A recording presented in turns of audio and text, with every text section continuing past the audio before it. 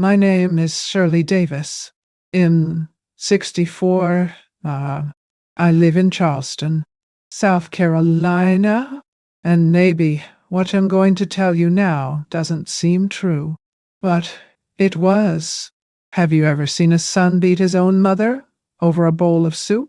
I saw it. I felt it. It was on my face that the porcelain burst.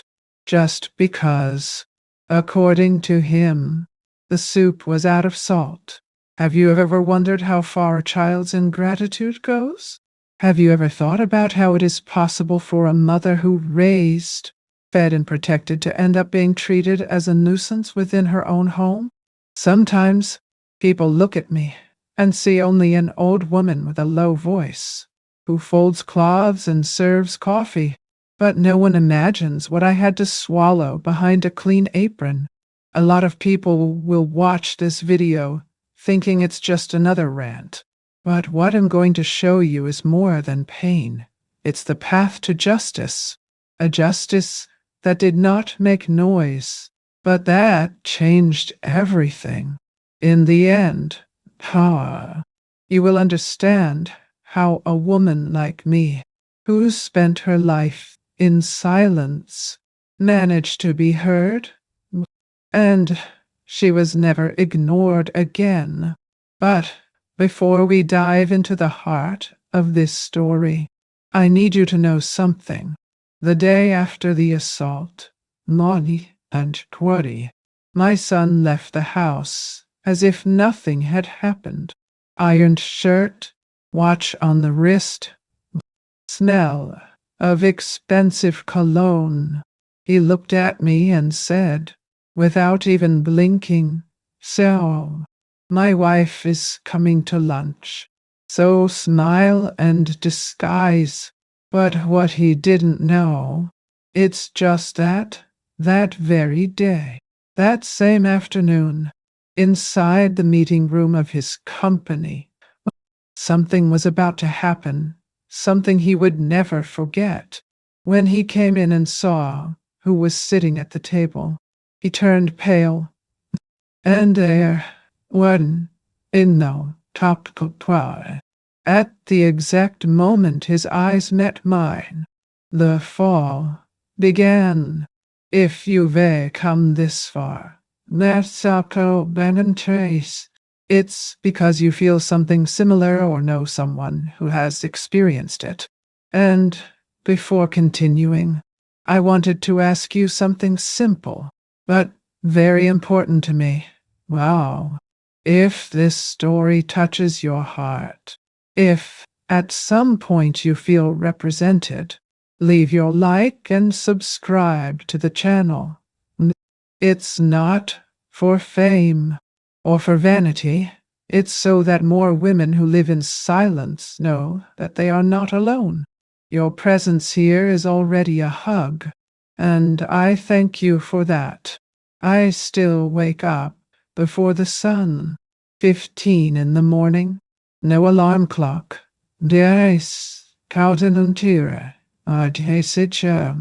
The custom has already become a scar. I get up slowly, without turning on all the lights so as not to make noise, and go straight to the kitchen. I open the fridge, separate the eggs, grate the cheddar cheese just the way it likes it, put the rye bread in the toaster. Why? As the squeezed orange juice drips slowly into the glass, I think, how did my life end up in this? The house that was once mine, which his father and I bought with a lot of sweat. Today it is in my son's name. He says it's to help me with the papers, which makes it easier to pay the bills, solve the bank, these things. But he is the one who controls everything. I don't have a card or password anymore. When I need to buy something, I have to ask for it. He looks, thinks, judges. Sometimes you say yes, sometimes you say You don't even leave the house. Well, why do you need that? The routine is the same every day. I make the coffee, set the table with a cloth napkin, something that only I still do. I leave the folded newspaper in its place. When he comes down the stairs, always with the same cold expression, he sits, eats, and sometimes doesn't even look at me. If you look, it's to say that I forgot the salt or that the bread is too toasted. From the outside, everything looks normal. Neighbors think has a good son. Polite, hard-working. He speaks beautifully. Whenever someone asks how he's doing, I smile and say, "Thank God." Well, but inside, well, I'm just a maid without a salary, a shadow of a woman who was once the mainstay of this house. Savannah, Linsward Town. His wife, in, comes on weekends. Beautiful, tidy, fragrant, even I saw, pies, but it brings with it an air of judgment that weighs heavily. He arrives with a list of things he wants to eat, towels that need to be ironed, dishes that can't go in the machine, and all always with that icy smile that seems to say, "You should be thankful that you are still here." I serve, clean, now, callous. I swallow so much that sometimes I think the taste of the food changes inside my mouth. And when I'm alone at night, washing the last cup of dinner, I find myself wondering, at what point did I stop being the mother? Now, and will I become just an uncomfortable presence? Do you know what hurts me the most? It's just that I strive to keep everything as it always was. I fold his clothes with affection. No, perfume the towels with lavender. Leave the house impeccable. But that's never enough. There is never a thank you. It's beautiful. Mom, a simple, how are you? Well, it's say, base, but home you? The worst loneliness is the one we feel living with people. And there are there are days when I sit in my little room, look out the window and wonder if this is how the life of those who gave everything ends. I'm sorry to stop the story here. But I need to ask something to those who are listening to me. Have you also felt invisible inside your own home? Have you ever felt that everything you did for love became an obligation in the minds of others? If so, comment below. Write "I understand," or "I've lived it," or just what a strength. It's not just for me. It is for other women to see and know that they are not alone. But on that Tuesday, on that Tuesday that was to come, something would change. I didn't know it yet, but the plate of soup I was preparing that night was going to become the fuse of the pain that I had carried in silence for years. And it would also be the beginning of a turnaround that no one expected. Not even me. The signs started small. Like barbs disguised as a joke. But over time, Ethan's every word came with more venom. The first time I felt something strange was when I went out to the corner market. As I always did, I was wearing my blue wool coat, the one I've been wearing for years, because it reminds me of my mother. Ethan looked me up and down and blurted out, "Are you going to leave like this? He looks like a beggar." He laughed, as if it was just a joke. But inside, I was already all pierced. We know when a laugh comes to hurt. Savannah Clown, who was sitting on the couch playing with her phone, didn't even look up, just said, "Yes, Ethan, maybe she needs a caregiver, right? Someone to choose some better clothes." I pretended I didn't hear. I pretended a lot at that time. The other day, I made soup. There were carrots, potatoes, a little bit of chicken that I shredded with great care. He tasted it, put down the spoon, and said, "Oh, soup again? Is it expiring, Mom?" And Savannah chuckled, muffled, as if it were funny. Mom. I kept stirring the pot in silence, but inside, no. I felt a pang in my chest. It wasn't just hurt. It was something deeper, a fear I couldn't name yet. I began to notice that things were changing. He stopped giving me cash. He said that now everything would be automated and gave me a card. But it was his, in his name, and he kept blocking it.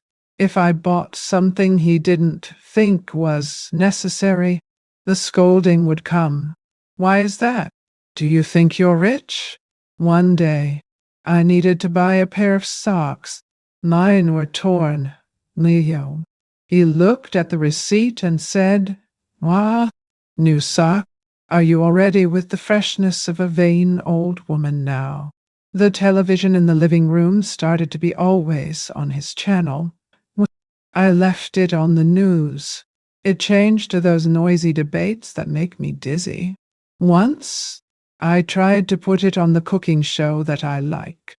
He took the controller and said, "You go, oh, these things are for people who have nothing in their heads," as if I were a weight that needed to be distracted by silly things. And the more Savannah came on weekends, the more he transformed. In front of her, not wound. He made a point of correcting me, of exposing me. "Mom, that's not what I said. She forgets things. Savannah, she doesn't even care. Old age comes to everyone.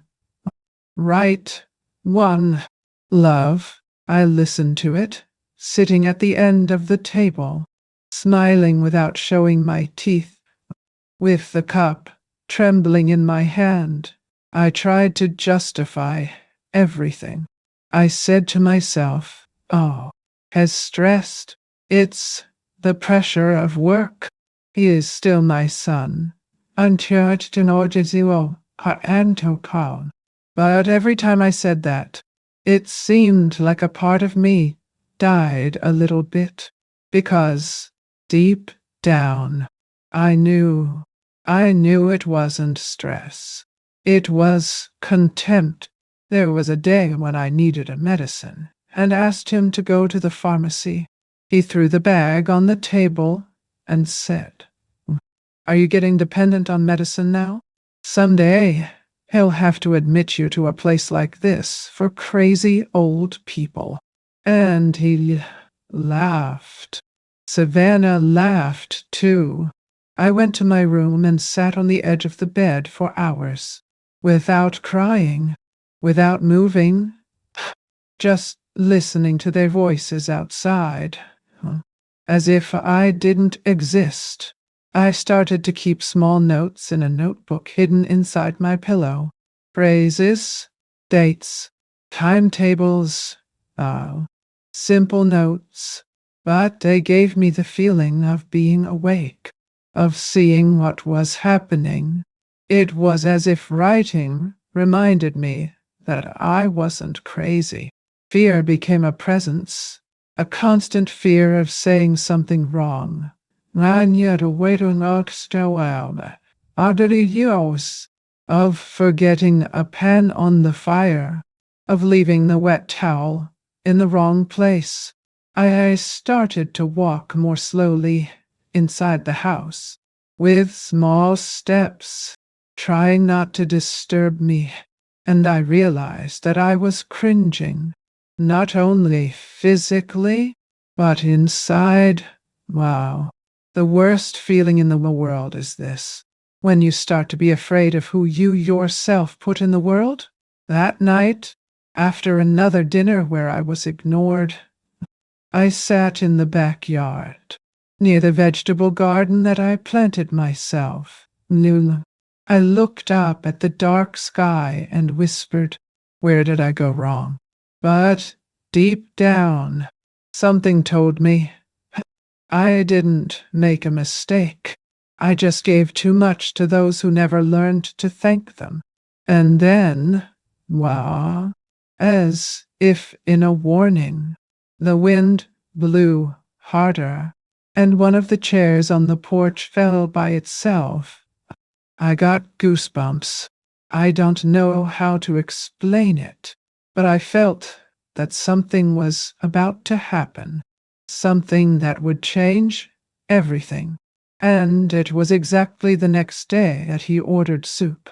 And I, no new husband, only not and half up, even with my hands shaking, went to the kitchen to prepare. How so did he do? What would he do with that plate in his hand? I could never have imagined. That night, I wanted to make soup, vegetable soup, how? As my mother used to do on rainy days. I calmly cut everything: carrots, potatoes, onions, a little zucchini. I used the same seasoning as always, but I confess, I forgot the salt. His head was full. His thoughts were tangled. Ah, his body was tired. Ah. I put the pan on the fire and went to set the table, as I always did. When Ethan arrived, it was almost 8 in the evening. He opened the door with force, threw the briefcase on the sofa, and said, "Whoa," without even looking at me. "Whoa, Monsieur Town, in starving, one, well," I replied in a low voice. "The soup is almost ready." Oh. He went straight to the kitchen, took the ladle and poured a bowl as if he was going to take something from an enemy. He brought it to his mouth, and the next second he spat it back on the plate. "What the crap is this?" he shouted. "Ah!" I froze. "You're out of salt." Sorry. I can fix it." He didn't let him. He took the bowl and threw it against the wall. The soup oozed like thick paint. The plate shattered. He took another bowl and threw it on the floor at my feet. "You want to poison me? Is that it? Are you trying to kill me?" He was wide-eyed, an anger I had never seen before. I approached to clean up. Oh, one time, still apologizing, and that's when I felt his hand on my arm. Strong, nice, hurting. "You useless, rotten old woman. Near, you. It's not even good for making soup." He pushed me with everything. I hit my face on the corner of the closet door. The noise was dry. I tasted the blood in my mouth. Warm. Me when I fell to the ground like a wet cloth. And for a second, I thought I was going to pass out. But I stayed there. I heard his footsteps coming out of the kitchen. His voice steady. "Not tomorrow. Savannah is coming to lunch. Wow. Take care of that face of yours." The door to his room closed, and then the silence returned. A heavy, thick silence that covered everything. I stayed there for more than an hour. His face throbbed. When I finally managed to get up, I went to get a wet cloth. I started cleaning the floor. First the blood, then the soup, then the shards of glass. There was glass even near the stove. I cleaned everything as if it wasn't mine. That stained floor, now, as if the body that hurt wasn't mine. I sat on the kitchen floor, when out dilly, dead, leaning against the fridge, the wet cloth in my hands, the dim light of the lamp hitting my scarred skin. I didn't cry, not a tear. I just stood there, standing still, feeling feeling it all at once. Anger, night, humiliation, shame, fear. But what hurt the most was what came from farther away. The memory of that boy I carried in my arms, who I carried in my arms to the hospital with a high fever, who I protected from nightmares. That boy was now a man, and threw myself on the ground. I stared at the closed door of his room, and for the first time, something inside of me moved. It was no longer sadness. It was something else. A new thing. Silent. I still stayed awake for hours that night. I took a slow shower, and then hid the stained clothes, put ice on my face. Dawn broke, and I was still awake. I prepared breakfast as usual. I put the orange juice on the table, rye bread, but inside me, I was no longer the same. Something had changed, and while he ate without saying a word, Nishunam was so down, while I smiled with swollen eyes and cut mouth. I only thought about one thing. Does he think he'll go on like this forever? Because what he doesn't know, it's just that in that early morning, between pain and blood, an idea was born in me, a decision. What if I started saving evidence? What if... let him continue to think him silent. The next morning, I did everything as if nothing had happened. I woke up at the same time, straightened the scarf in my hair, put a little foundation on my face to hide the purple mark that grew on the side of my cheek. I've always had a light hand for makeup. I've learned from life to disguise more than imperfections. While the bread toasted in the pan, I took a deep breath. The smell of coffee invaded the kitchen like a good memory, but it no longer belonged to me. When Ethan came downstairs, dressed in that expensive white shirt and the watch that never leaves his wrist, he simply sat down at the table. Not a glance, not a word about the night before. He took the newspaper, bit the toast. With the trembling cup of coffee in my hand, watched that man and wondered, how can a son ignore his mother's blood? Savannah is coming today with some friends. Go have lunch here. Arrange everything properly, he said. Yeah. And he returned the newspaper. I just nodded. Wow, Dillium. I went to the living room, started to set the table. I put the white lace tablecloth. They're still now, crystal glasses, the deep plates that he keeps locked in the cupboard. At 11, The doorbell rang. Savannah entered with 3 well-dressed women, full of expensive bags and sweet perfume. I greeted them one by one with my rehearsed smile. One of them, however, did not smile back. She was a woman with short hair and firm eyes, who looked me up and down like someone reading a book. Evelyn, her name. Oh. During lunch, I served salad. Oh, never.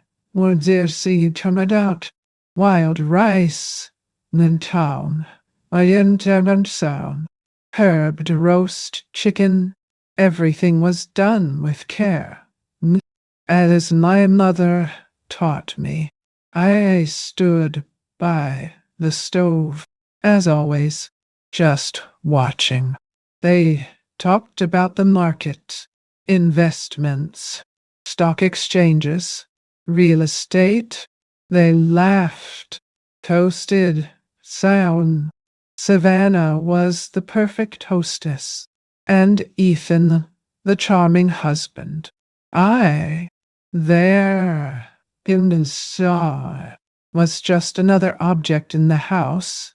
Monody, why do we not turn you on? I would probably see you. At dessert time, apple pie with vanilla ice cream. Evelyn called me gently. Mrs. Kawaii Superb. Davis, did you work before you retired? I looked at her, surprised. No one ever asked that. I straightened my posture. May you? Yes, I worked for 40 years at Walker and Klein. Administrative sector. I started with typing and went to the coordination. Her eyes changed. Walker and Klein? In Mount Pleasant? I nodded. No. She smiled slightly. I know. My father was a director back in the 90s. Ethan glanced at it, but didn't give it any thought. But Evelyn spent the rest of lunch watching me differently, as if I had seen, under the makeup and apron, the woman I was. And in that exchange of glances, a thread was pulled. A thread that Ethan didn't notice, but I felt it. Someone had seen me, and more than that, someone seemed to have recognized what was hidden there. When they all left, I spent hours washing the glasses, putting away the dishes, cleaning crumbs, and, deep down, a part of me no longer felt so alone. In here, now, obedience, opening my heart and telling my story as it was. If you're out there listening, if this story is touching you in any way, leave a like on this video. Subscribe to the channel. There is still so much that I have lived, and I need to share with you. Sometimes, it's only when we share that pain finds meaning. But that night, as I wiped the glasses with the embroidered tea towel, I realized something that still chills me to this day. Evelyn forgot to take her purse, and within it, there was something that would change everything. That night, after cleaning everything, I went up to my room with a heavy body. My knees hurt. No, my back burned. And when I took off my apron, I saw that the bruise on my arm had gotten darker. I sat on the edge of the bed. Slowly, I see him now, and stared at my hands, stained. There was a powder. Your 6 cents of peppermint, swollen, then was taken your pound, aged. Those hands that once cradled my son, now trembled hidden inside a room that was no longer mine. And there, really, in the silence of the night, I began to remember everything I left behind for him. Ethan was just a boy when his father left home. He was 6 years old. Now, I remember the night he left. A small suitcase, the door closing, and my son asking why Daddy wasn't going to have dinner with us. I just said that it would take time for him to come back. Oh, no. But that we would be fine. No. And I stayed. For him, I started working in 2 places. From morning until afternoon at the Walker and Klein office, clocking in with pain in my legs and a smile on my face. At night, he cleaned houses. Sometimes it smelled like cleaning products even at Sunday Mass. I did a raffle to pay for his new school uniform. I sold a gold bracelet that I got from my mother to buy the first pair of boots. In high school, and, he asked for a laptop. She said that everyone has it. Mom, I sold my wedding rings. They were already stored in an envelope at the back of the drawer. No. I handed him the notebook wrapped in plain paper with a red ribbon bow as a gift. He opened it and hugged me tightly. He said that one day he would give me the world. I never charged. I never remembered. I just kept doing it. He grew up, entered college. He said he needed my name to get a student loan. I signed it. I didn't even read the paper properly. He explained to me that it was a family procedure, that he would help with the interest. And when it graduated, I was there in the front row with a blue dress and my eyes full of water. Later, when I said I wanted to take over the house bills to protect myself, I accepted. We passed everything to his name: electricity, telephone, now the deed to the house. He said it was just to ease the bureaucracies, to ensure that if something happened to me, he would be able to take care of everything. I didn't doubt it. I thought it was beautiful that he thought so. Today, I live in a house that I built with sacrifice, but that is no longer mine. Everything I earned with sweat, sold, and donated or passed on to him. And him, mon Austri. She looks at me as if I were a nuisance, an old woman who is not even good for adjusting the salt of the soup. I lay down without sleep. I stared at the ceiling, listening to the creaking of the old house and feeling a revolt that didn't match my way. It wasn't a grudge.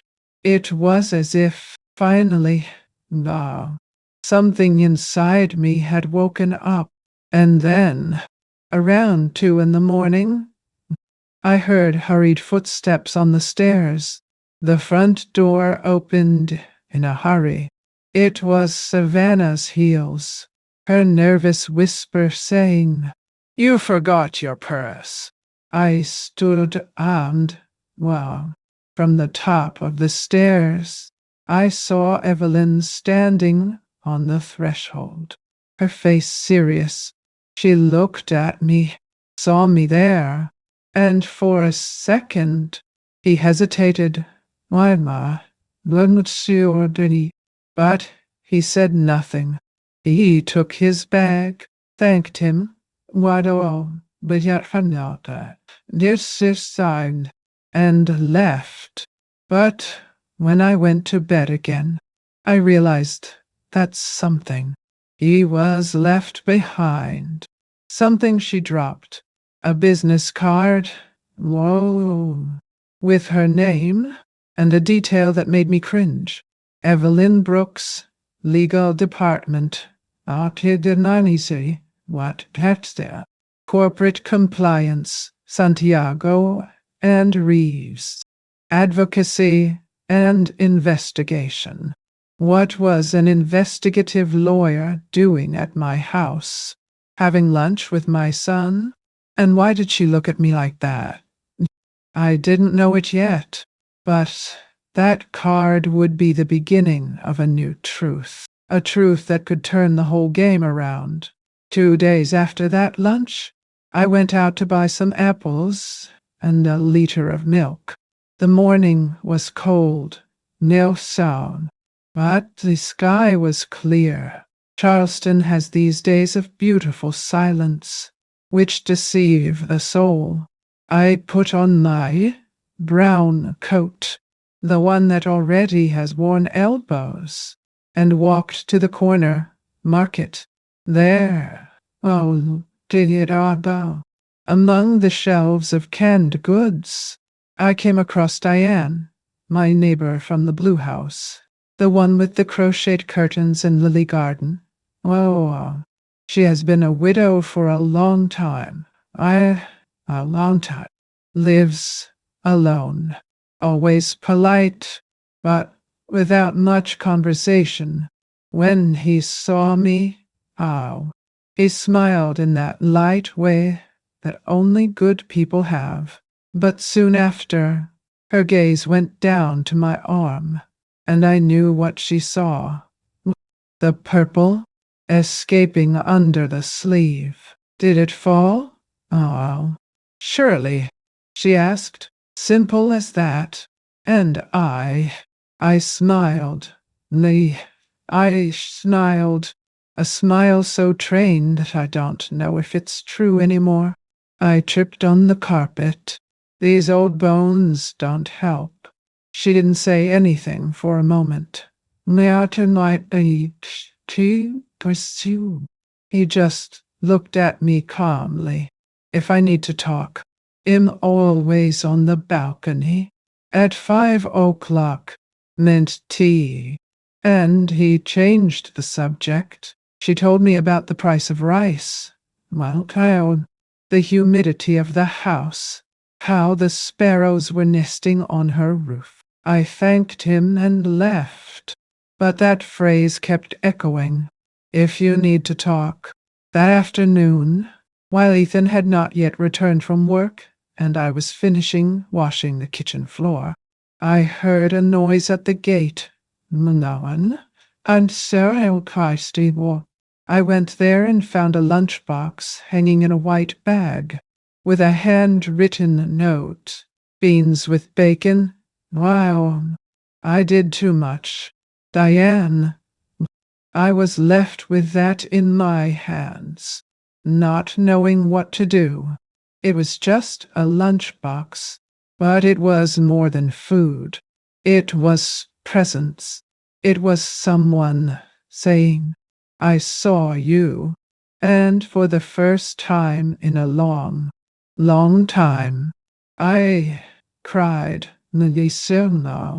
I cried, with his face leaning against the gate, the smell of beans rising, and the certainty that there was still goodness in this world. It's strange to think how a simple gesture can turn our hearts, but it's true.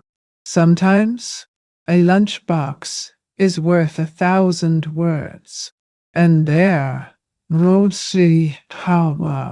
at that moment, something awoke in me, a quiet force, because I knew I was still going to need support.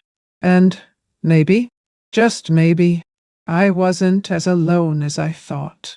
What I didn't know is that Diane was more attentive than she seemed. She began to notice the times when the lights in the house came on, the muffled screams escaping through the thin walls, Ethan's stiff footsteps up the stairs. She had the eyes of someone who had lived through a lot, and ears that knew how to differentiate common noise from disguised violence. without telling me anything. He installed a security camera on the side wall of her house, facing us straight to my kitchen window. She later said that it was instinct, that he did not trust that silence, that he had seen many women swallow their screams and disappear inside their own home. I continued with my theater. He prepared dinner, placed the tablecloth carefully, folded the fabric napkins. Ethan followed with his coldness, his eyes always judging, his gestures always ready to punish. But one thing began to change, very subtle. A crack opened. Ow. Because now, there was someone watching. And if there's one thing that changes everything, it's this, well, being seen, to be recognized, even in silence. I know that there are people who have been through this, or who know someone who has. And that's why I want to ask you, why, stay with me until the end of this story. There is a moment that will still happen that changed everything, everything. And when you listen, you'll understand why I had to tell you this so much. Ethan, of course, didn't suspect anything. He continued with the same orders. Well, the same silences, the same small humiliations that hurt more than a slap. But the camera there, discreet, firm, began to register. And what would she record in the next few days would be impossible to ignore and impossible to forgive. The next morning, the light came in through the crack in the window, and I was already awake. He had slept little, or almost nothing. I spent the night trying to stitch memories together with thoughts, trying to understand what Evelyn had really seen in me, trying to decipher the feeling that lingered after lunch. She still had the dishcloth in her hand when the kitchen landline rang. It was rare to touch. Almost no one cared about me anymore. I answered with a heavy heart. Nods, a firm, polite, now, masculine voice. Yawn. Mrs. Waystone. Shirley Davis? This is from the financial sector of the company where your son works. We need to clarify some movements in the joint account that you maintain with Mr. Ethan Davis. Could you come here in person to talk? For a moment. The world stopped. His voice sounded far away, as if it were coming underwater. Now, I said yes. I scheduled the time for 3 in the afternoon. Thanked them. Hung up, and I stood there, holding the turned-off headset in the air, with my eyes fixed on the kitchen floor. The joint account. I got ready slowly, chose a turtleneck blouse to cover the stains, put on a discreet lipstick, combed my hair carefully. I grabbed my bag and walked to the bus stop, as if signing a death paper. The company building was big, cold, blue glass. In the hall, the sound of heels on the marble made everything seem even more distant from me. They announced it to me. They told me to go upstairs. The elevator took a long time to arrive, but my heart beat faster when I entered the room. The man who was waiting for me wore a tie and the eyes of someone who has seen a lot. He offered me water. I said I didn't need to. He pulled up his chair, showed me a folder with papers, statements, well, dates, candidates, Leona Prestidion, Harisas. He spoke slowly, with that trained voice of someone who knows how to give bad news. Miss Davis, your son used her bank account, which is still legally in her name, to move amounts that were apparently embezzled from the company. More than $50,000. The money enters your account, and soon after, it is transferred to accounts in the name of third parties outside the country, in Leagoisterna and Hoptoms. You can be considered an accomplice if you don't report it. I was speechless. It wasn't just the scare. It was shame, the disappointment, now, the feeling that I was used as an instrument by those I loved the most. He and my son, Nyan Wadao. I signed papers that I didn't read.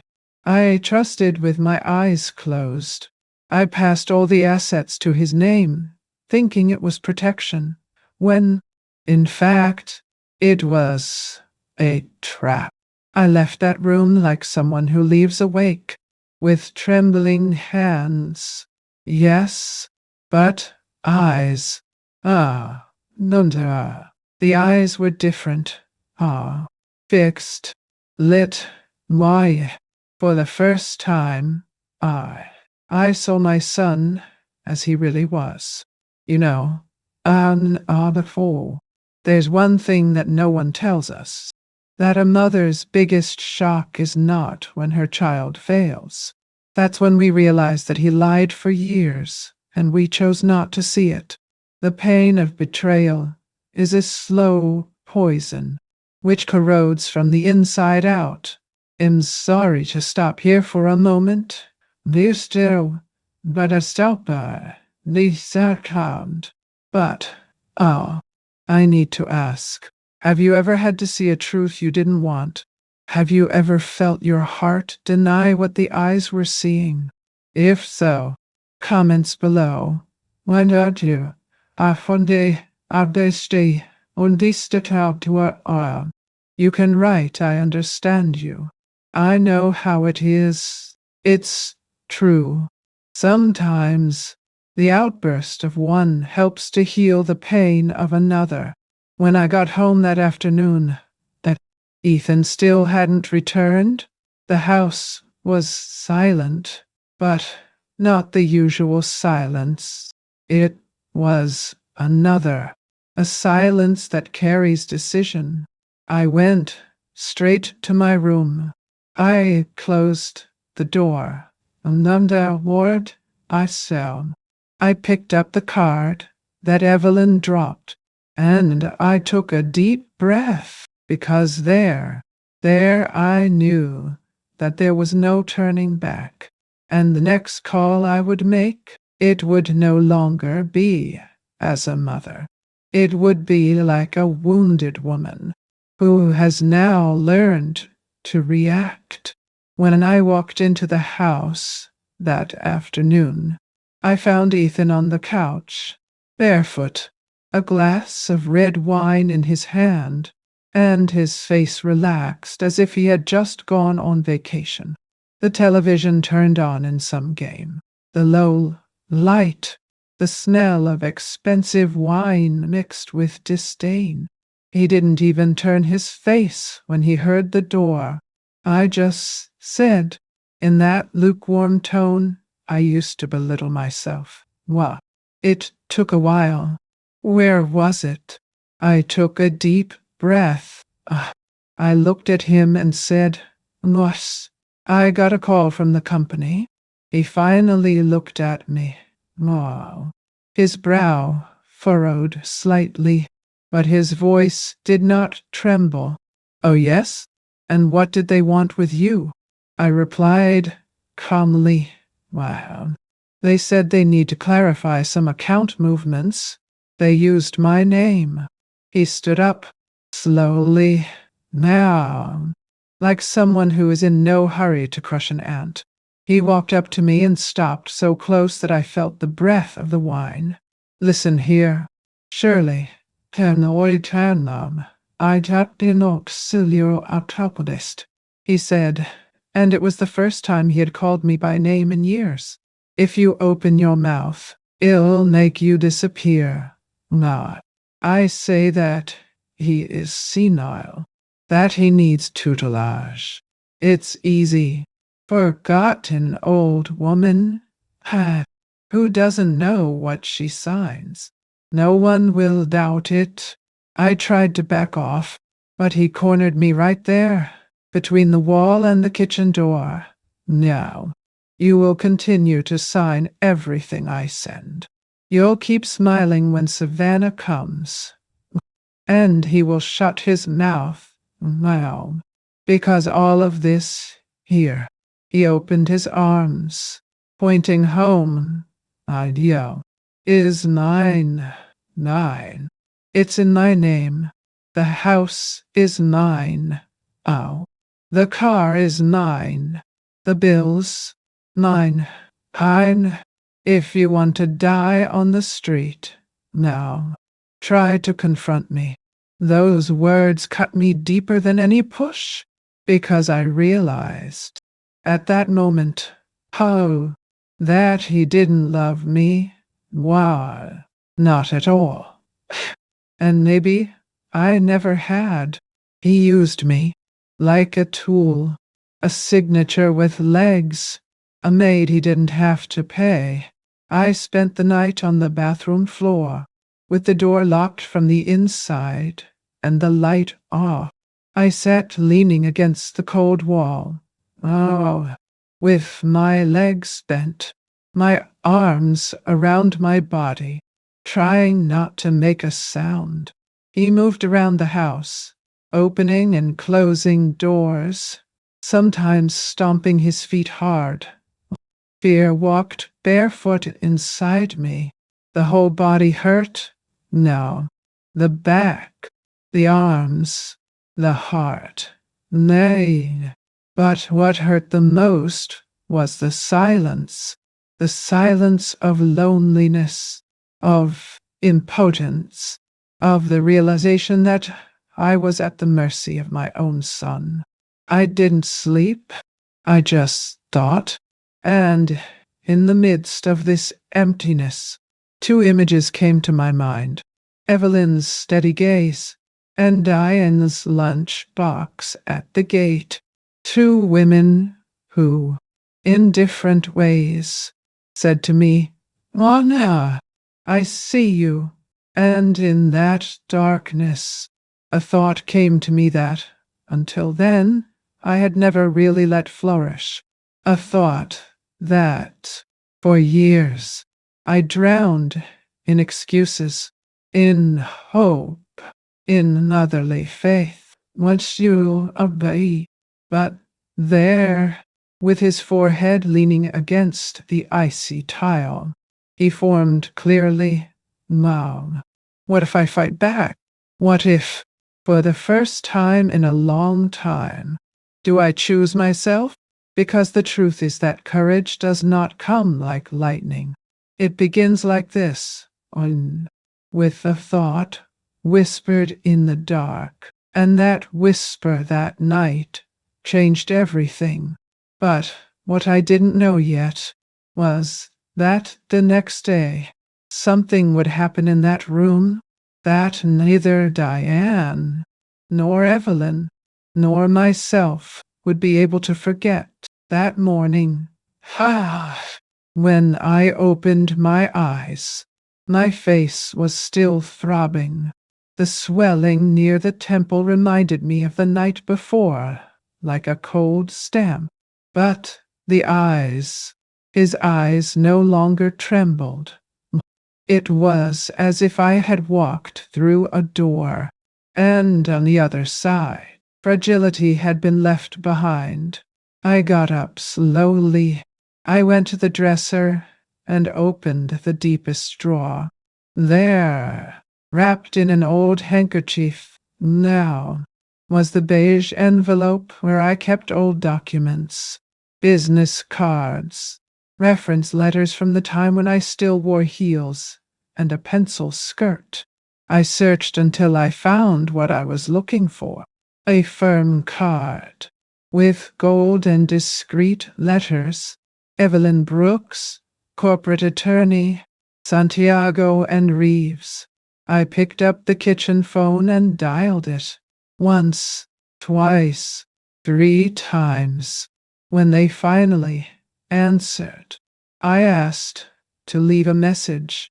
I spoke softly, looking over my shoulder.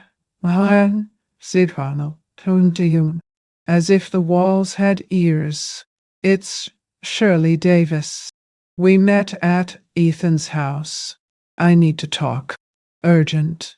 3 hours later, I received a message from an unknown number.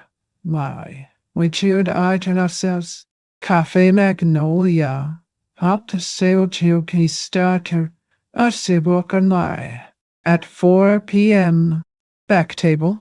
Signed, Muliao. I changed calmly. I used the same light lipstick as the last time. I put the blue scarf around my neck to hide the purple one and went. The Magnolia was in downtown Charleston. I started near the flower market. Why? When I said what he will come. It was a place I used to pass in a hurry, but that day I entered as if stepping on new ground.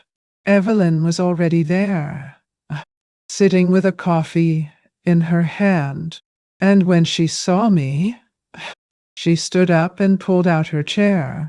"Thank you for coming," I said. "Nice." She nodded with serious eyes. I waited for the waiter to walk away before speaking. I told him everything, every bit. The bill in his name, our smiled, and cow. The deed to the house, the papers I signed without reading, the pushes, the threats, the silence. Evelyn listened to me without interrupting once. Her face showed no surprise, but attention. When I finished, she took a deep breath. "Shirley, there's an internal investigation going on. Ethan is not the only one involved, but the data we have indicate that he used the names of third parties to move embezzled funds. Your name is in the middle of this web. This is serious." I nodded. "I'm still calm. I know. That's why I'm here. In here." She looked into my eyes as if measuring courage.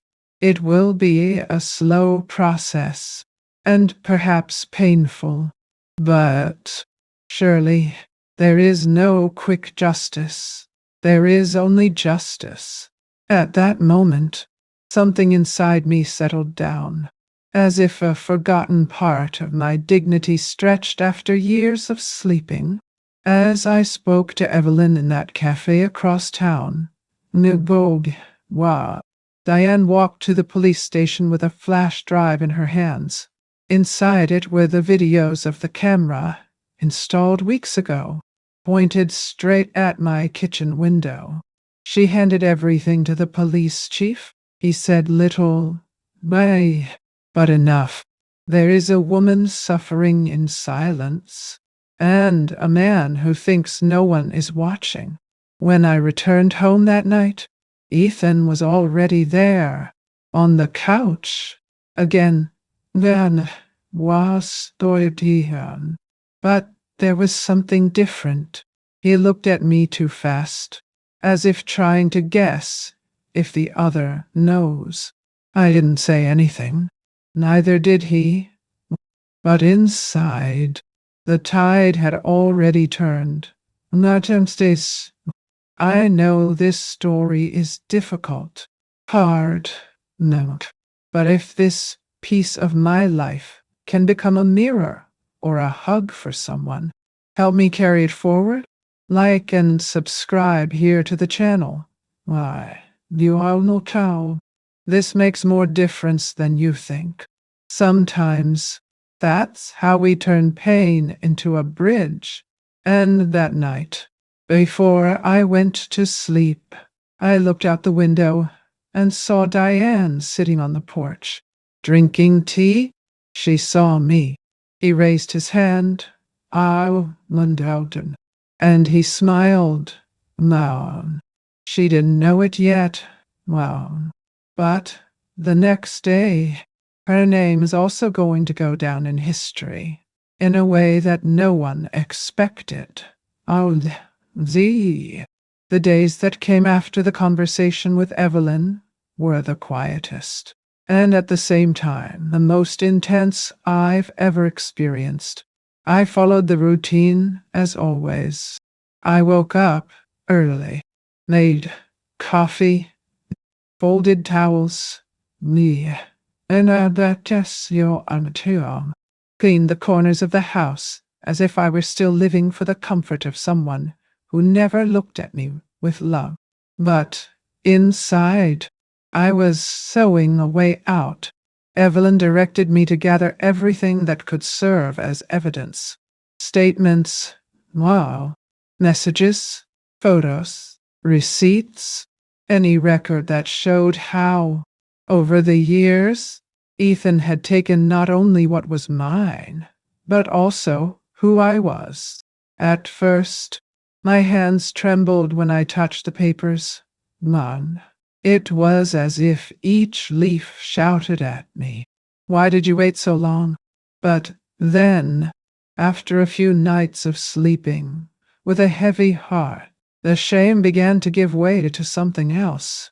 A new thing, a kind of courage that is born after we are beaten so much that we stop being afraid. Diane helped me print reports in secret.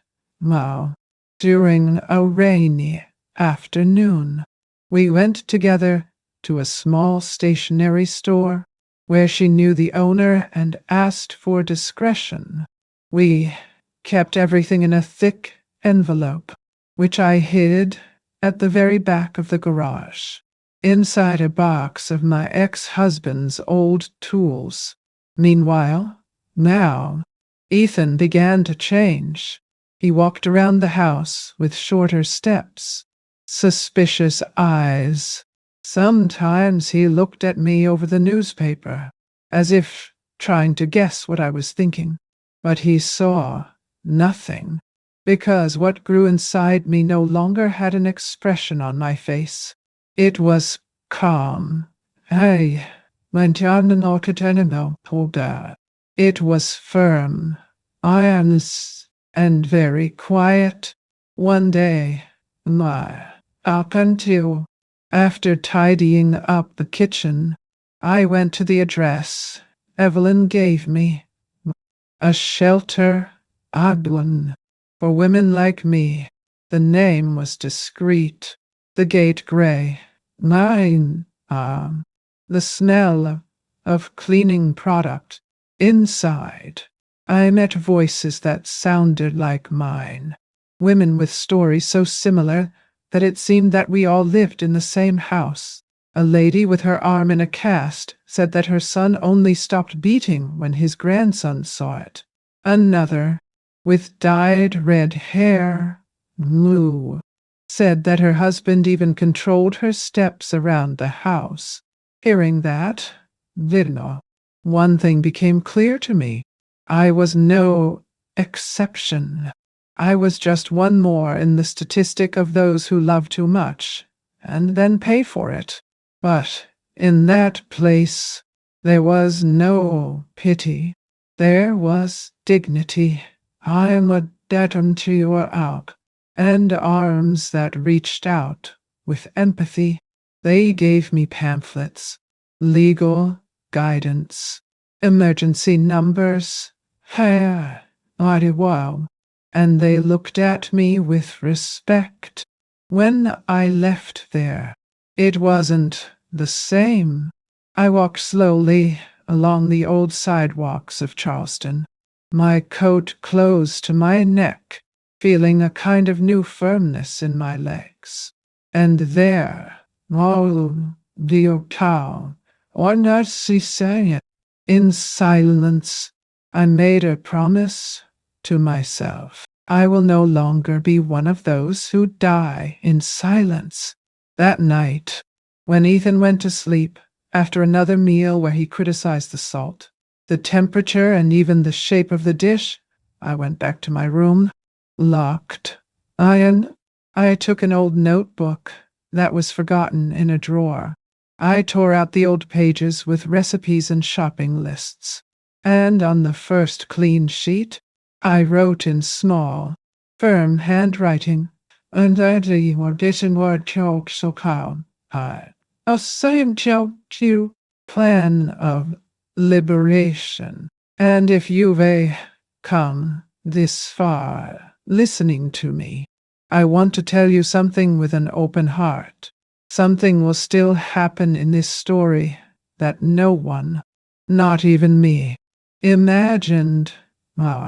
And when it happens, you will understand why I had to keep everything until now. Because sometimes it is in the silence of planning that freedom begins to be born. And Ethan, he was about to get a taste of his own arrogance. I just didn't know that the first step of the fall, it would come from inside the house itself. That morning, I got up earlier than usual. Not even the alarm clock had rung yet, but my body knew. Wow, it was the day. I made the coffee as usual, scrambled eggs, bread warmed in the pan with butter, and freshly squeezed orange juice. As he liked, Ethan went downstairs with that posture of someone who commands the world and complained about the weather. It's going to rain today. Charleston smells musty when it rains. I just nodded and smiled with my lips. As he ate, I commented as if I didn't want anything. I was thinking of stopping by your office this afternoon, taking some of that chicken and mustard you like. Don't you want to have lunch out? He arched an eyebrow suspiciously. What are you going to do there? You don't even know where it is. I laughed softly, the way every woman learns not to provoke. Of course I know. You've already taken me once. Remember? The day they forgot to give you the Employee of the Month gift. He rolled his eyes. Do what you want. I waited for him to leave. I separated a portion of the food and put it in those plastic thermos lunchboxes. But together with her, medium, inside a light blue folder with an elastic closure, I placed the copies of the documents, transfer receipts, screenshots of messages, copies of the authorizations he made me sign with phrases like it's just bureaucracy. Mom, I put everything there. I closed with a sigh and asked God not to let me lose courage. I arrived at the company building shortly before 2. The receptionist looked at me strangely, but as soon as I mentioned Ethan's name, she smiled politely. When I have a zero, he is in a meeting, but I can ask to wait. I thanked him and sat on a leather sofa. My hands were sweating. The heart seemed to beat against the ribs. It was then that I saw Adrian, the company's accountant, walk down the hallway with a briefcase in his arms. Evelyn had told me that he was one of the few who could be trusted. I got up slowly, took the lunchbox with one hand and the briefcase with the other, and walked to him with small steps. Mr. Not Adrian. I called Lee. He turned around and he looked at me as if trying to remember where he knows his face from. Shirley Davis. Ethan's mother. She understand. His eyes changed. A glow of recognition and respect. I can talk to you. A minute? In particular? Notes. We went to a glass room. I handed him the briefcase with trembling hands. This here, they are proofs. I was being coerced. I was used without knowing it. But now I know. And, am doing what I can. Adrian opened the briefcase. He didn't say much. He just leafed through the papers with the speed of someone who already knows what he is looking for. This is going to blow up soon. Mrs. Davis, what are you doing? That's right. And he is brave, but it will require strength. I nodded. You is not home. I learned to have strength. I returned home with my legs limp and my chest tight.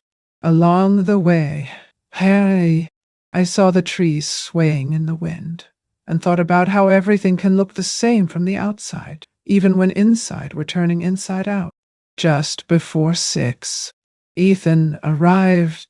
He entered the house already taking off his tie. No, grumbling about the meeting that had gone on too long. He looked at me for a second longer. He noticed the nervousness. Perhaps, or he felt that there was something in the air. What did you do today? He asked, straight. His eyes narrowed. I wiped my hands on my apron, took a deep breath, and said, No. I cleaned the house, as usual, but this time, I looked into his eyes, without fear, no shaking. He stared at me for 2 seconds. Then he deflected. He went to the living room, turned on the TV, but I saw it. For the first time, I saw it. He faltered. A seed of fear was born there. And sometimes that's enough. A falter, a second of doubt. It's the beginning of the end for those who thought they were in charge of everything. Let me ask you something. Now that we're here, just the two of us, do you also have memories that come back as if they happened yesterday? That stay there, reminding you of who you were. And who can you still be? If you do, share it with me in the comments. Tell me something that marked you. It can be a phrase, a moment, a choice. Sometimes, splitting this up helps clear someone else's path as well. Because what happened the next day, it would change not only his life, but also my name, my destiny, and my silence. The days that came after that visit to the office were long, dense, almost suffocating. The air in the house seemed different, heavy, as if each wall was keeping a secret. Ethan started acting strange. He spent the whole time on the phone, his voice low, irritated, low. Sometimes I yelled at someone on the other end of the line. Sometimes I left the house slamming the door, without saying where I was going. I knew things were moving. Evelyn had called me 2 days earlier, with that calmness that only experienced people have, to say, Shirley, the internal process has begun. Be quiet, observe, now. And that's exactly what I did. At first, he still tried to disguise it, but then the mask began to crack. One day, I heard him yelling at Savannah in the living room. Who told you about the account? Huh? Was that? She cried, now confused, saying that she knew nothing. He began to accuse his co-workers of treason, of conspiracy. They're trying to knock me down, he shouted. No, pacing back and forth with his face red and his fists clenched. I watched everything from afar.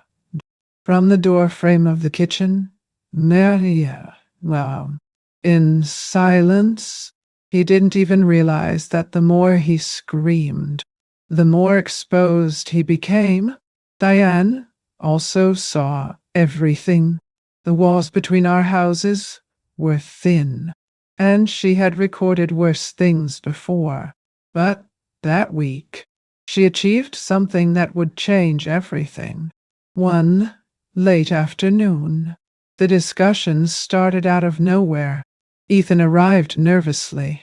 And I didn't even ask why. He pointed his finger at me and said, you've been messing with my things. I know. You think you're smart, right? If you report me, now, I'll declare you crazy and leave you with nothing. You hear? I stood there, and, looking at him.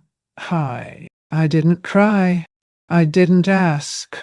He just said, no. If that's what you think you should do, do it. And I turned my back. Outside. Near. Diane heard everything. He recorded everything. Her camera, still wide, the one hidden in the kitchen window, also captured some of the sound. That same night, she went to the gate and called me quietly. Shirley, is everything okay? I hesitated. No. She looked at me steadily. I heard. And she added, now, we are no longer alone. She sent the recordings to Evelyn. Who immediately called the prosecutor's office. And that's how the name of Brenda Carter, the county prosecutor, came into my story. No. Evelyn called me again, said that Brenda had received the material and decided to open a preliminary inquiry. Now it's a matter of time, she said. But you need to be strong. Shirley, don't tease. Just wait. So I waited, and while I was waiting, something beautiful began to happen inside me. I started to walk more upright, speaking slowly, firmly, looking into the eyes. And that, ironically, made Ethan furious. He noticed, but he didn't understand what was happening. There was a day when he exploded again, because the bathroom towel was not folded the way he liked. He screamed. Guerrero kicked the door.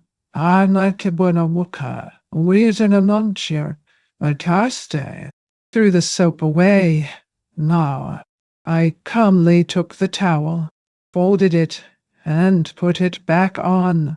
And then I looked at him and said, nothing stays the same forever. Ethan, he stared at me, surprised by the tone. I could see that something in him was breaking, perhaps control. The strange connections continued. The company called. So did the prosecutor's office. Evelyn warned me of each step. The pieces are moving. Shirley, slowly. but they are. Mm. At night, I pretended to sleep, but I lay in the dark listening to his footsteps around the house, the sound of the cell phone vibrating. The bottle glass being opened. How? He drank more. He talked to himself. Sometimes he cursed loudly, and in some of those moments, I found myself thinking, he feels afraid for the first time in his life. No, he feels afraid, and it was there that I realized that the woman he knew, the one who apologized for breathing, who lowered her head, well, until jumped to, well, was died, who asked permission to exist, this woman was gone. I didn't know yet who was being born in the place, but it was someone who no longer trembled. And there's a kind of calmness that scares more than screaming. I learned this by watching his gaze, that gaze that tried to understand what was changing in me and couldn't. The following days were a theater of normality. Coffee, lunch, dinner, guy. The same itinerary as always. But now I knew that the walls had ears. The cameras had eyes, and justice already had a name. And he was still blind in his own arrogance. Until one morning, one capistaner sur a pantel. The phone rang. What did it and this time, it wasn't Evelyn, Annalise Kahn. It was the prosecutor herself. And it was at that moment that I understood that the tables had turned for good.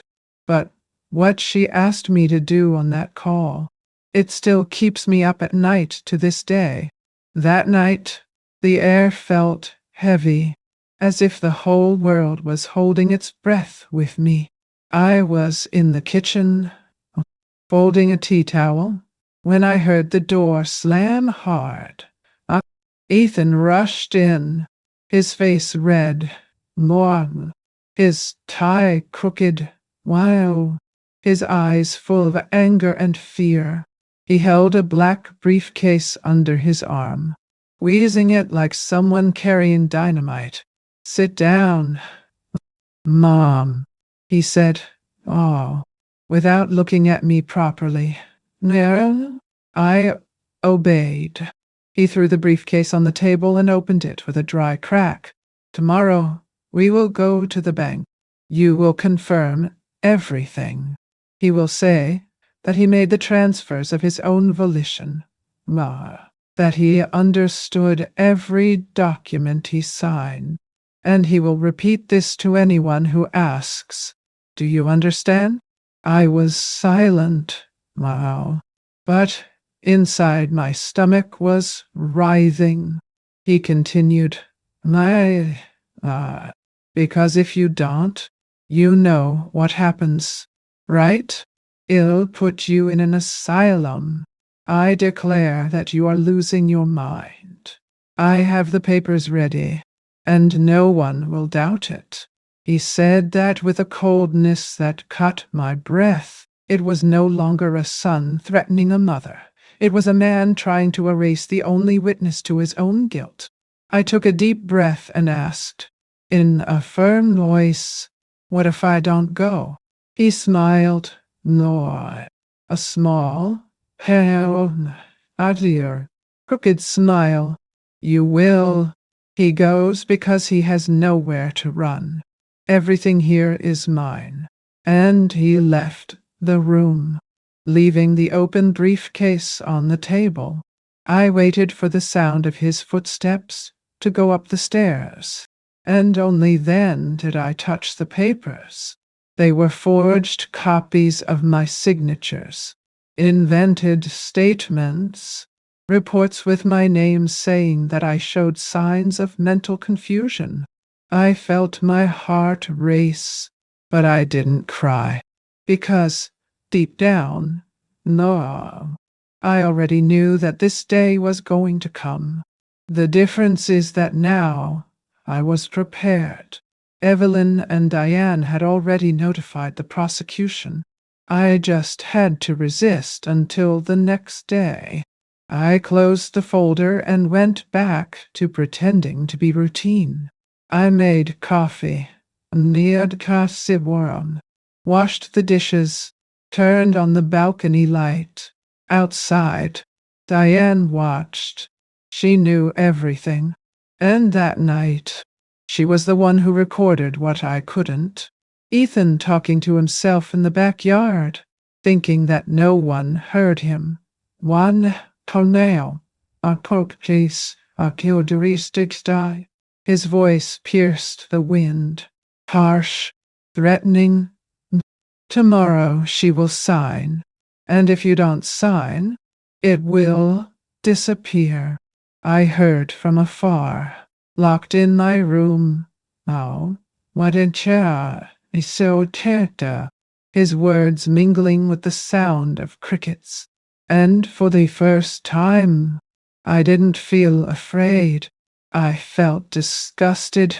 Disgust with the man I created, the love I wasted, the guilt I carried alone for years. I wasn't going to run anymore. I slept little, but the sleep that came was the most lucid of my life.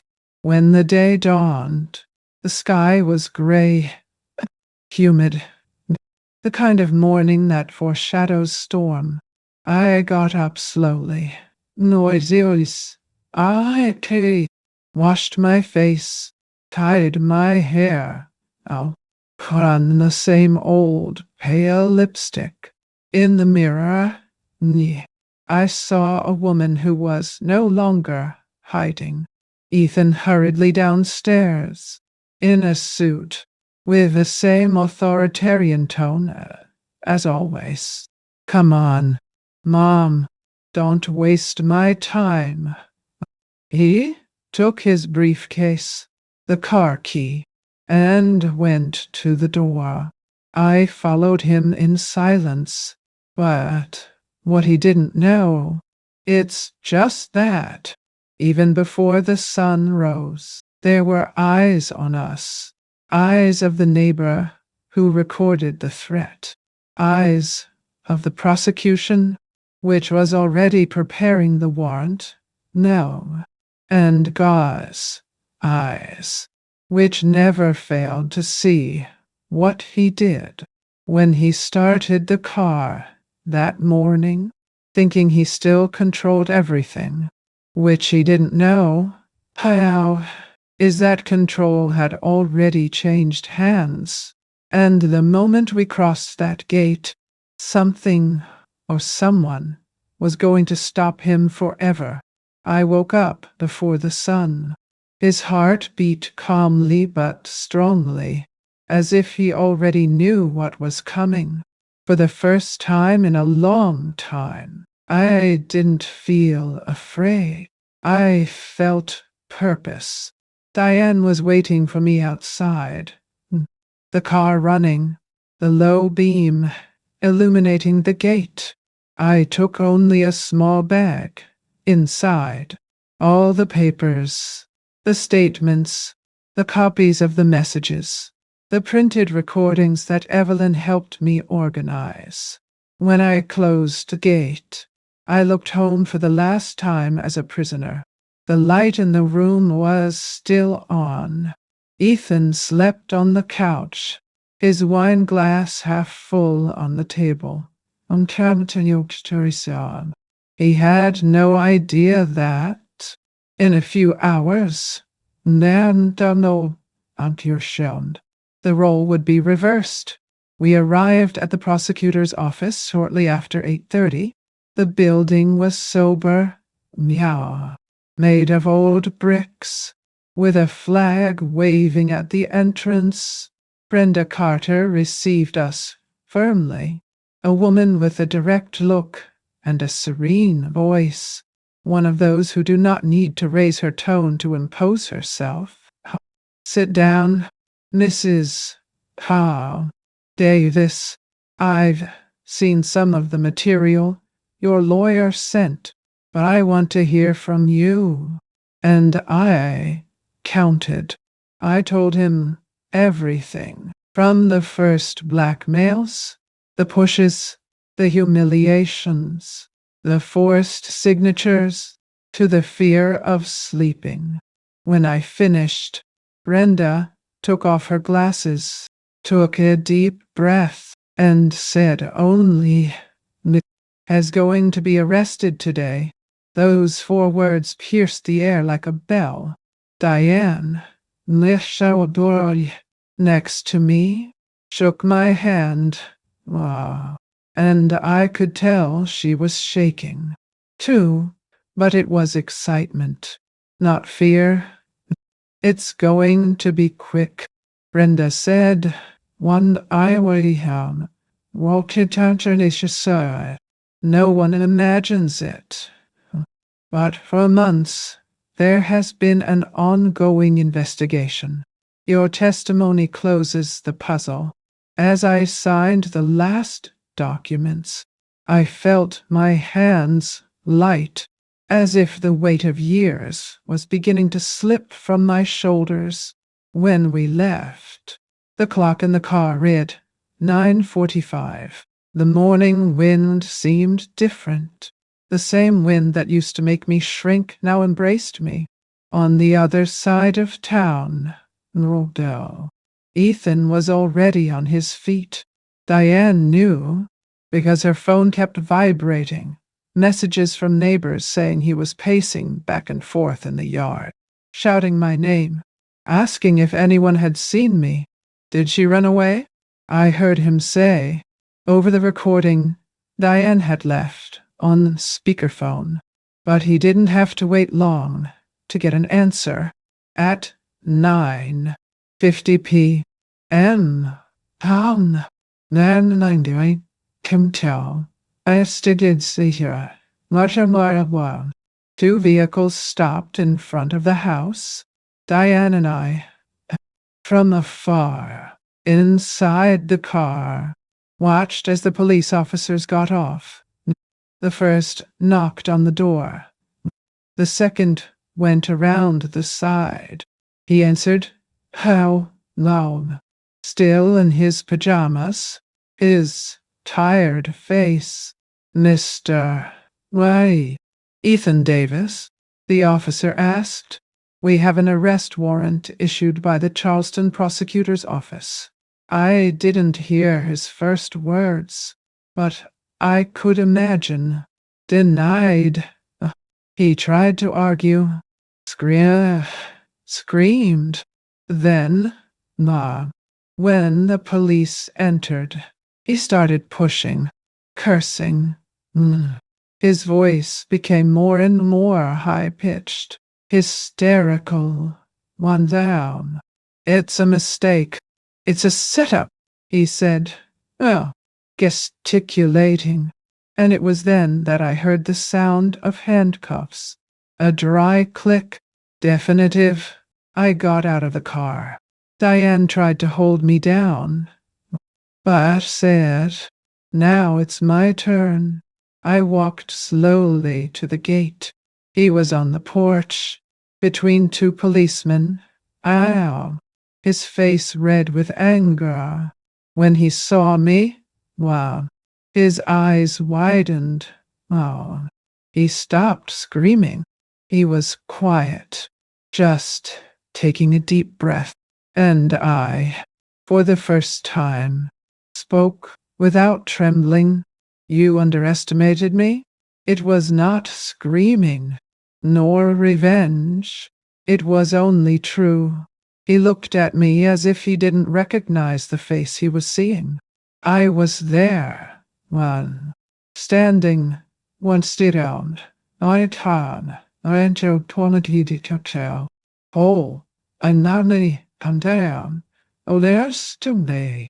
Without fear, and that hurt him more than any sentence.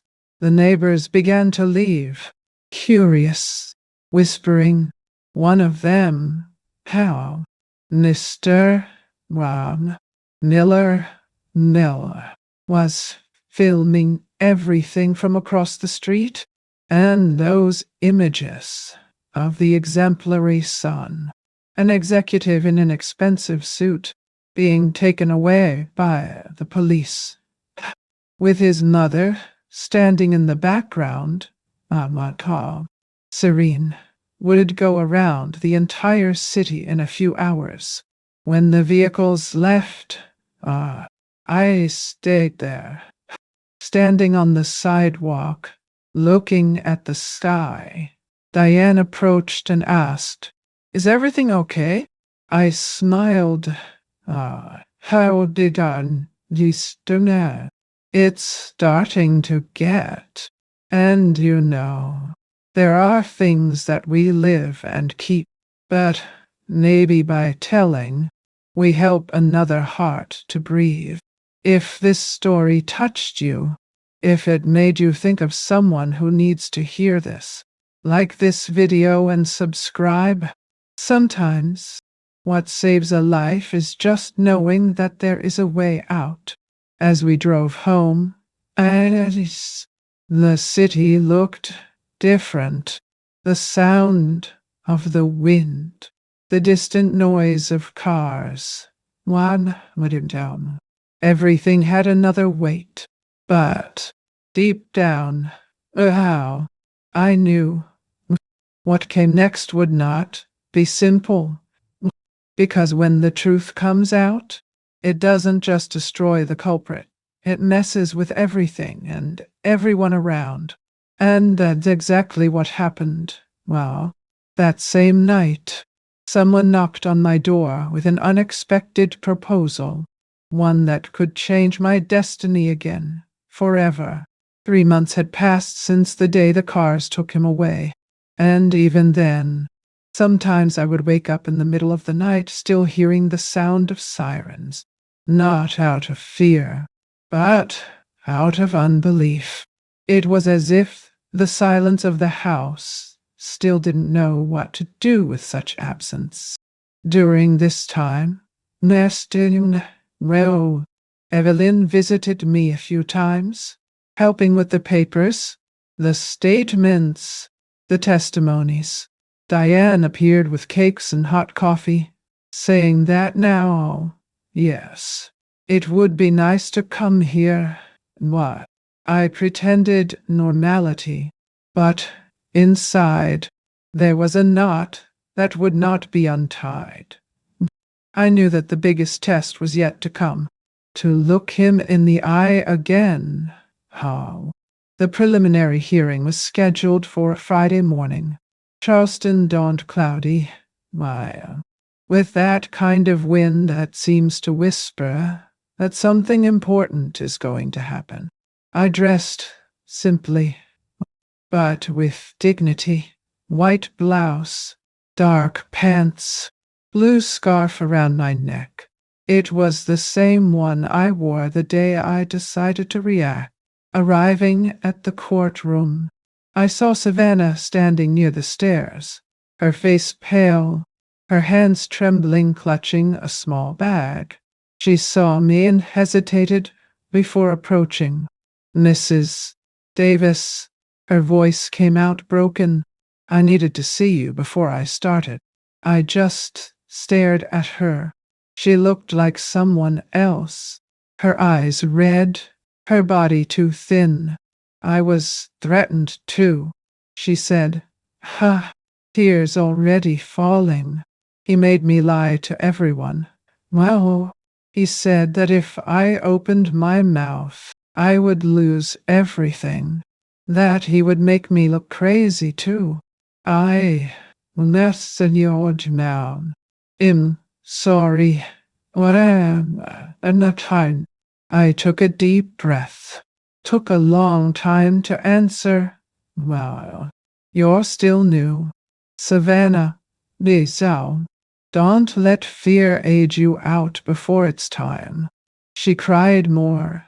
No, and for a moment I saw in her the reflection of the woman I had been, someone trying to survive inside an invisible prison.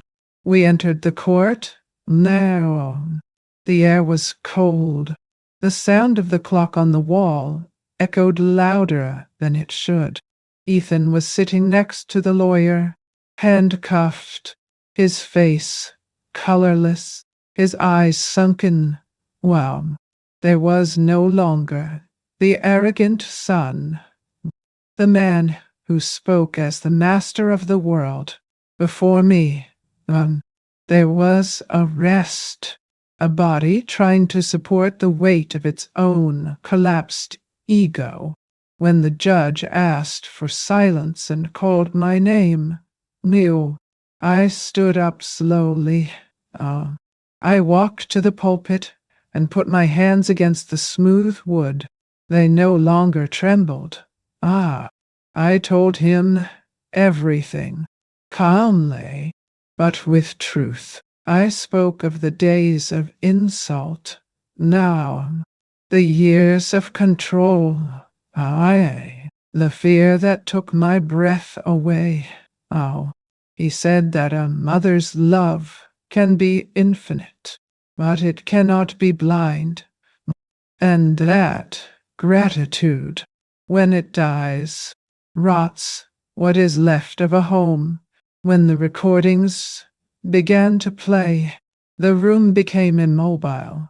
His voice, once so powerful, sounded dirty, vulgar. Let it end, and you know, won't see what I mean. Cruel. If you report me, I'll declare you crazy. People looked at each other, embarrassed. Savannah covered her face with her hands. Ethan tried to interrupt, standing up, Mace, saying it was a montage. The judge slammed the gavel on the table. Well, unstable Sonnion. Silence. There were minutes that seemed like hours, and when it was over, the only thing that could be heard was my breathing. I didn't cry. Oh, I didn't smile. I just stood up, looking ahead, low, as if finally learning that dignity is the silence that comes after the truth. The judge began reading the verdict. He spoke of irrefutable evidence, of deceit, of moral and physical violence, and when he uttered the words pretrial detention without bail, I felt as if the ground, for the first time in years, was firmly beneath my feet. As they led me, he turned his head to face me, and it was strange. I didn't see hate in his eyes. I saw fear. It is a kind of loneliness that not even the proudest of men can endure for long. When I left the courtroom, the sun had finally broken through the clouds. I stopped on the stairs, took a deep breath, and let the wind touch my face. Diane was downstairs, waving. Evelyn, too, with that discreet smile of someone who understands that justice is not revenge, it is repair. And in that instant, I understood something I had never understood before. The justice of the world is half the battle. The other half, it's what we need to do within ourselves. And no, I feel like that's the hardest part, and also the most beautiful part. If you're still with me here, listening to this story, keep going, because the most memorable moment is yet to happen. What came after this trial? It was what really set me free, but it was also what hurt me the most. And it was inside a letter he wrote me from prison. The first letters arrived a week after the trial. The postman looked at me with that air of someone who doesn't know if he should deliver or not, like someone holding something dangerous. I picked up the envelopes one by one, all in the same hurried, slanted handwriting, written in blue ink. The sender, Zibizion, Charleston Correctional Institution. Yet, my heart was heavy. For a few minutes, I left the envelopes on the table, not daring to open them, until, on a silent afternoon, I sat on the porch and tore the first one. Oh, Mom, I know I made a mistake, but everyone makes mistakes. You weren't perfect either. I was under pressure. Nod. Histen. Much more easy did I just wanted to protect what was ours. I hope you can forgive me. I read it 3 times, and in none of them did I find regret. Just manipulation. Those words were the same poison, disguised as sweetness. I tore up the letter and threw it away. But the others kept coming, 1 a week, sometimes 2. Some began with apologies, ended with vague promises of change. Others were darker, written as if they wanted to hurt. You think you've won, but you don't know everything about me, not all about you. At first, I ignored it. Yes, she's Shellbaum. Then that Kyle, I'm interested in here. But when he mentioned old documents from the time you worked, the fear returned. No, they were memories I had locked away for decades. Tax papers from the firm Walker and Klein. Small accounting errors from a time when everything was done by hand, and where every wrong comma could become a problem. I never took advantage of anything, but Ethan knew how to use guilt as a knife. I looked for Brenda, the prosecutor, now on the trial. I handed her the letters, and she read them in silence, with the same calmness as always, as trying to regain control. How? He said, but now it's different.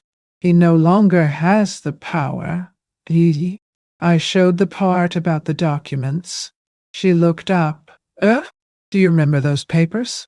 I replied, yes, but that they were silly miscalculations. Nothing illegal. Even so, we will anticipate. She said, no. Do you want me to investigate? I hesitated. No, but agreed. Days later, not Nord, Donatius, she called me. You were right, Shirley. Adeliorigin. He has searched old archives, but there is no crime, just normal mistakes, corrected years ago. But I have a proposal. She paused. We are going to turn the game around. Does he want to expose you? So, tell us first. The truth, there, spoken by those who have lived, is a weapon that cannot be used against you. I was silent. I nodded. Oh, sorry. Do you want me to confess something I didn't do? I asked. No. I want you to tell your story. All of it. The mistakes, the successes, the strength. Because, surely, when the shame is yours, and you decide to show it, it stops being a weapon. I spent the night awake, thinking about her words. My tune, who had always feared the judgment of others, would now have to speak out loud, tell what I lived, what I suffered, now, what I accepted, and, mainly, now, what I allowed out of love. The next morning, I sat down at the kitchen table, the same place where I had so often cried, in silence, and began to write, not a letter to him, but to me, a confession, yes, but not of guilt, of humanity. I told him about the times when I stopped being firm for fear of loneliness, about the days when I accepted what was unacceptable because I thought love redeemed everything, and about the moment when I realized that it was no longer possible to expect gratitude from those who only know how to receive. I wrote for hours, and when I finished, I realized that the fear had subsided. He still existed, but he was on the outside now, not inside me. But a few days later, Brenda organized a short press conference with local journalists. I hesitated until the last minute. Evelyn and Diane were by my side. I entered, sat in front of the microphone, and took a deep breath. He said who I was, what I lived, what I discovered about my son, and what I learned about myself. I spoke of the failures, the letters, the mistakes of the past, and at the end, I looked at the cameras and said, "Oh, there's no shame in having been duped. Shame is to remain silent when the truth can set you free." The silence of the room was absolute, and I knew, in that instant, that I had done what I needed to do. But when I returned home, I found one last envelope on the door. No stamp, no seal, down, just my handwritten name. Inside, not a single sentence. "Weak house, we not should get any," said Young. "But, you think it's over, but you still don't know what I left behind." I stood still, the note shaking between my fingers, and for the first time in months, I felt my heart race, because there was one last hidden truth, and she was still going to find me. When Brenda suggested the press conference, I confess that I hesitated. I have always been a backstage woman, one of those who resolves things in silence, without attracting attention. The idea of speaking in front of cameras, microphones, and strange faces scared me. But at the same time, there was a voice inside me, calm, firm, telling me it was time to end the cycle, not with hatred, this sound, but with truth. And the truth, I learned, I am not the one, only ways when it is kept. The hall was full that morning. Local journalists, cameras, microphones with colorful logos.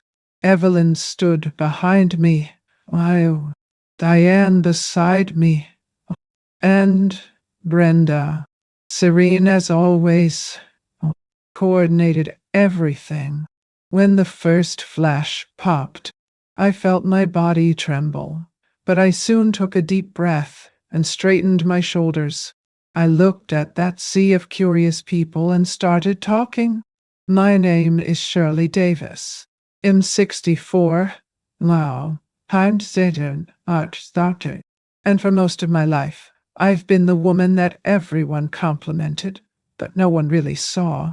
I paused. "I am the mother of a man who is now serving time for fraud and violence. But what brought me here today is not revenge. It's liberation. Wow, the room fell, silent. I continued. Yeah. For years, I lived in fear, inside my own home. I thought love was synonymous with infinite patience. I thought that forgiving everything was being a good mother, and I was wrong. Love, that has no limit, becomes a prison. I told him about the aggressions, the insults, the blackmail.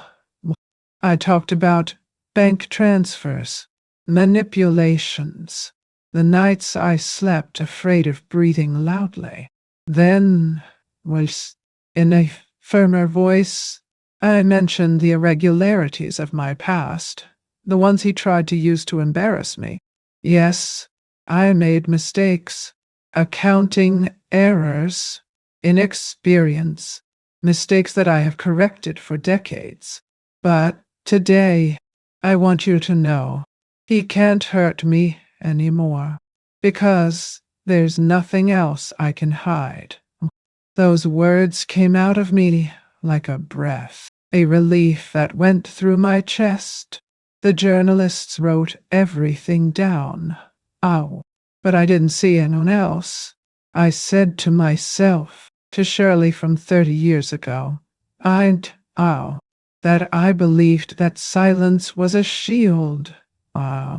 If I'm here today, it's to say that shame only has power as long as we hide it, and there is no age to start over.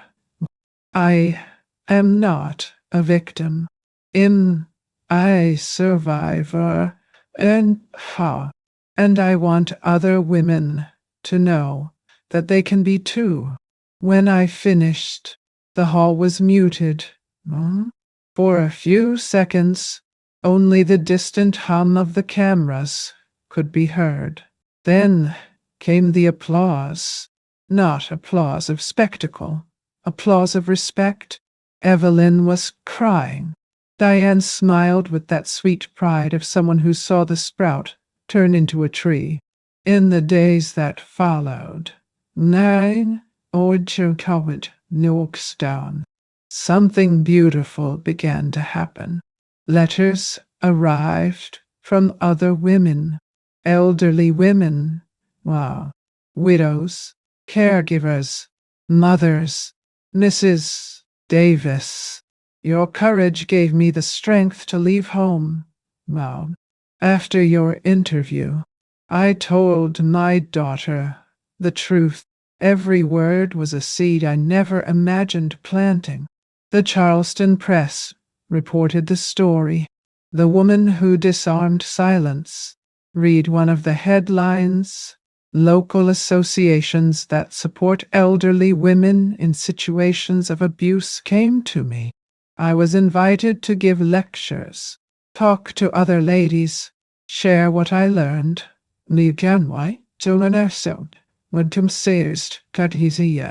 And on every face I found, I saw a piece of me. Walking through the streets of the city also became different. People looked at me, but not with pity, with respect. The owner of the bakery greeted me by name. The postman, previously shy, started to bring me the mail with a smile. Even the wind seemed less heavy. Ethan, I learned later. I'd watched the interview from inside the cell. One of the guards told Brenda that he stood still, not saying anything, just looking at the ground. Perhaps, in that instant, he finally understood what he had always denied, that his true power ended when I stopped hiding. Their house, once a scene of fear, is now mine again, not because of the documents, but because of the presence. I turn on the lights without asking permission. I leave the windows open for the wind to enter. Sometimes in the evening, I sit on the porch with a cup of tea and stare at the Charleston sky. And I think about everything I've lived, everything I've lost, once I too young, and everything I can still be. And life has a curious way of giving back what we thought was over. When the pain goes away, what is left is space, and in that space peace is born. But the story is not over yet, because a month after that interview, I received an unexpected call. How? One that brought back a name and a piece of my past that I thought had been buried.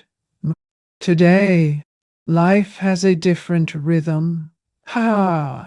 The mornings are lighter, the coffee more fragrant, and the house, which was once a field of silence and fear, is now a shelter for small laughter and great peace. I've returned to work part-time in an office here in Charleston. Nothing grandiose, but enough to feel like my hands are still building something of my own. Diane remains my everyday companion.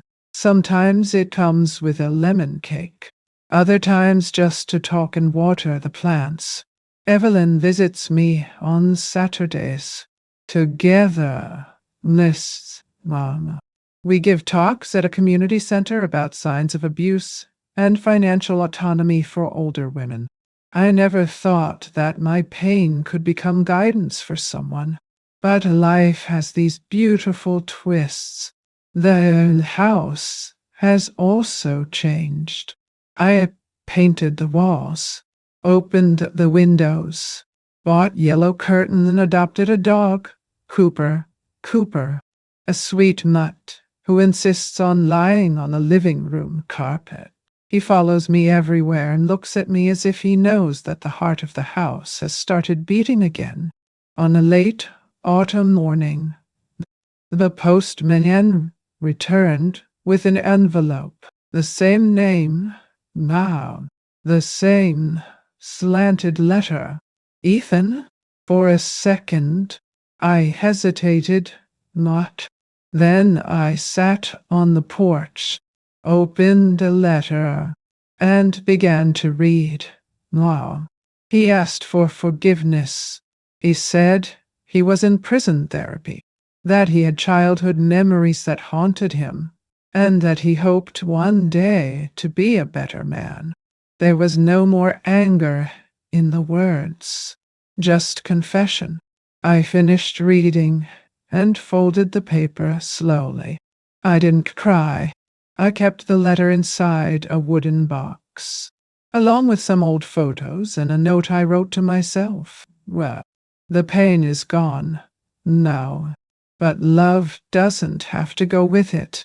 Then I went to the kitchen, lit the fire, and prepared a vegetable soup. I put the salt, tasted it, now, and smiled. Maybe justice is not screaming. Maybe it's just living. Finally, in peace. Looking back, I understand that my story is not just about what I lost. It's about what I learned to get back on. I discovered that time does not erase the past, but teaches you to look at it without getting hurt. I learned that forgiveness is not forgetting. It is letting go of the weight to be able to walk again. And love, when it is true, does not require obedience. It requires courage. The courage to choose yourself after a lifetime of choosing others. And if you got this far with me, thank you. From the heart, Millie. I know my story is hard, but maybe it reminded you of something important, that there is always life after fear. Your affection makes this journey worthwhile. The like of each one is like a hug that warms and sustains this little corner. And the inscription, ah, this is like an invitation to come back for the next coffee. Tell me here in the comments which city you're watching me from. I love imagining our voices meeting all over the country. And it activates the bell. Okay? That way you don't lose when the coffee is brewed again. Today, now, when the wind comes in through the window and the smell of soup spreads, I think that perhaps fate has been delayed, but it has not been lost. Cooper barks. Diane laughs in the backyard. And I go on living, no grudge, no rush, but with a serenity that I've learned to deserve. Don't go away yet. Listen to the next real story that will appear on the screen. Always remember, each wrinkle tells a story, and each story carries a strength. Watch the next video here on the channel with another incredible story.